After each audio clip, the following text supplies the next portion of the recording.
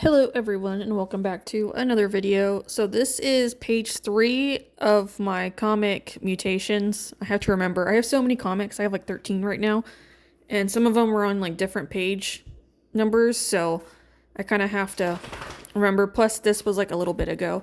If you hear any noises, I have dogs, so they're kind of just moving around and such, just in case you hear anything. But this one kind of picks up where we left off at, where our characters are making a plan to meet someone because they're kind of essentially being hunted by the government, if you will. And they're going to meet up with him to try and get on his team to kind of protect themselves because the animals specifically are very special. So they want them. And they just want, and like our main character wants to keep them safe. So the idea is to go talk to this person and try and get in his team. So at the beginning of the page, I have it to where they're kind of like, okay, what do we do now until nighttime? Because I have a problem where I want to rush into stuff because I'm so excited to do certain things and I don't want to take the time to get there. It's also just some of it is just not necessary because like for them, like they have to hide. Okay, why would we do pages of them hiding? You know, they're just probably going to end up sleeping or whatever. You know, use your imagination, I guess. Or walking around or whatever. But like they actually have to hide to keep themselves safe. So, but then conclusion is that they're just going to go hide in the sewers like how they normally would, just so it's underground. And then we just kind of skip to the actual like party itself that I had mentioned on the previous page, because the party is kind of just celebrating like the new fighting season is what's happening. So we're kind of like at the, I guess, the team location, I suppose, like the house slash headquarters, I guess, for this particular team. So that's kind of where we're at. They're hiding behind a bush because they're not exactly welcome. Like, everyone knows who they are, and it's like, because their face is like plastered pretty much like everywhere. Like, they're essentially just literally just being hunted. So it's like, hey, if you see them, you know, tell us or whatever.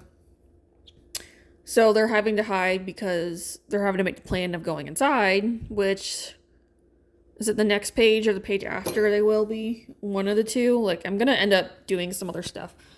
But that's pretty much what this page is them just getting like prepared to go in. So it's almost like one of those kind of boring pages, but it somewhat gives a little bit of information at the same time. That's also what I struggle when I do these, is that sometimes I have to do the boring pages, like it's just not a choice. So of course when you do them, it's a struggle bus to get through. I mean, overall this page wasn't too difficult. So this is Casey. He's actually one of my main guys, like in all the comics. So like we have our main OC here.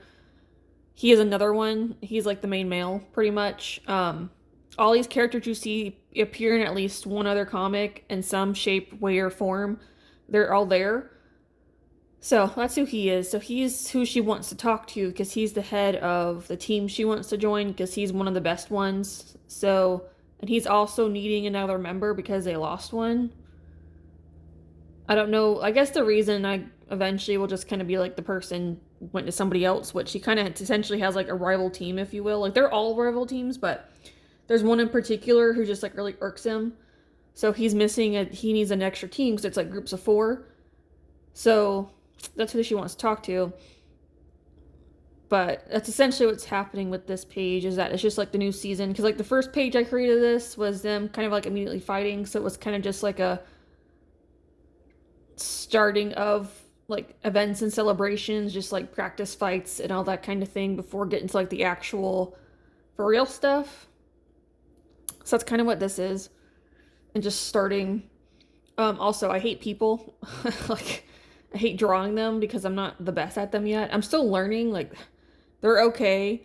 I just got a lot of work I have to do with them, so it's kind of a struggle. I find that if I don't try that hard, they turn out better. I don't know why I want to yawn all of a sudden, and I haven't been doing that all day, and now all of a sudden I want to, and it's very annoying. But yeah, when I draw sometimes with the people specifically, I find if I don't try that hard, they actually turn out better than if I actually try. So I'm kind of having to do a back and forth game of just not trying too hard, but trying enough that they look like people. And like, I probably will have the same face syndrome for quite a while. I'm fine with that. It doesn't bother me that much, to be honest. It's okay. It's just more like color representation, I guess, for me is specific, because since these characters represent other characters and other stories, it's just the coloring is more important than what they actually look like personally.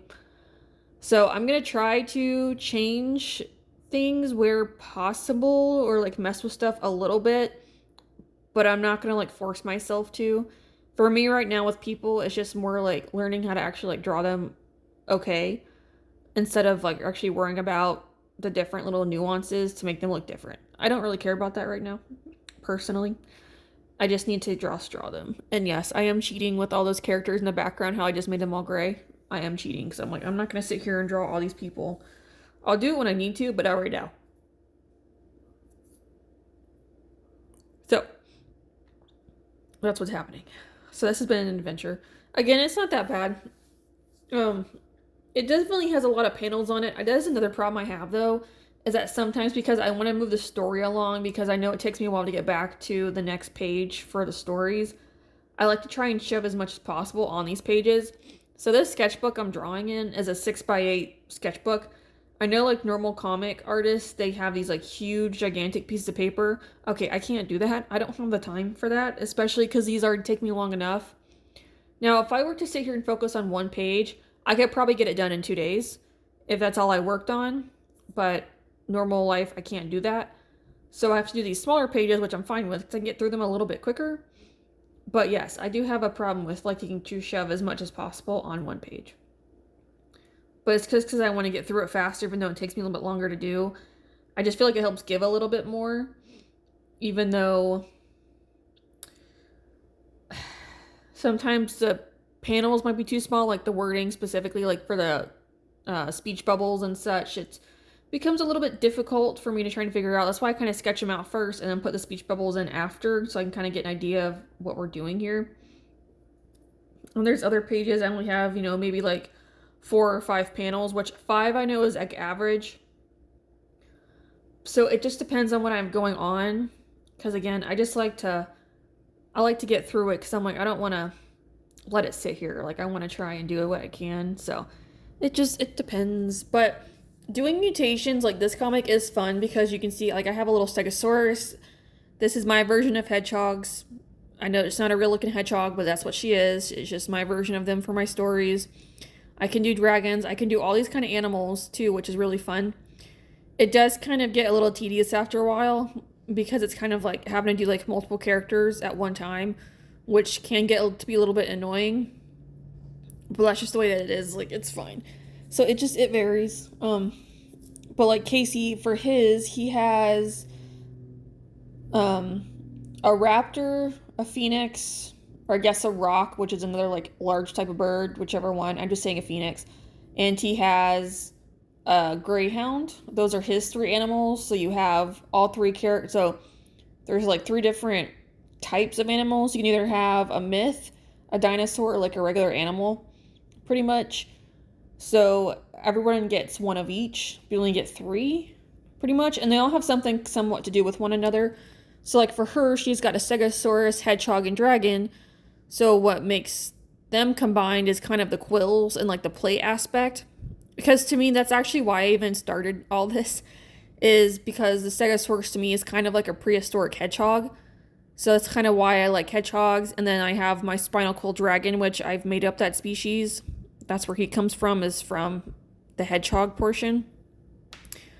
And then like Casey's 3 animals are all about speed, right? Because you have because things with wings fly super fast. A raptor's just a fast runner, and then a greyhound's a runner as well. So that's kind of what all that's about.